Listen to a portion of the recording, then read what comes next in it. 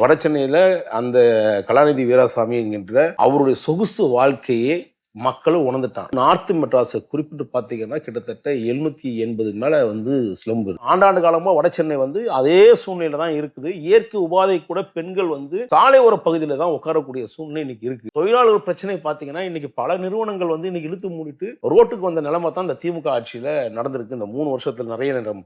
அது இல்லாம அரசியல்வாதிகளுடைய மிகப்பெரிய அராஜக போக்கு. அதுவும் கடந்த 2-3 நாட்களா தொடர்ந்து பார்க்கும் போது ஆற்காடு வீராசாமியுடைய மகனுக்குமே சேகர் பாபுக்குமே ஒத்து வரல. காரணம் என்னன்னா, சேகர் பாபு அடிப்படையிலிருந்து கீழந்து வந்த ஆளு. வீராசாமி என்கின்ற ஒரு சொகுசு வாழ்க்கையில அவர் அப்பா என்ன வேலை பார்த்தாரு, அதுல இருந்து என்ன வந்தாருன்றது நமக்கு தெரியும், மக்களுக்கும் தெரியும். அந்த விஷயங்கள்ல இவர்கிட்ட போய் நீங்க இவரை போய் தேடி மக்கள் ஓட்டு போட்டுட்டு இந்த கடந்த ஆட்சி 5 காலத்துல இவர் எங்க போய் தேடினாங்க, ஒரே ஒரு மக்கள் இந்த ஆபீஸ்ல போய் நான் இருந்தேன் பார்த்தங்க அப்படின்னு ஒரே ஒரு நபரை மட்டும் அப்படியே மைக் எடுத்து சொல்லுங்க பாக்கலாம்.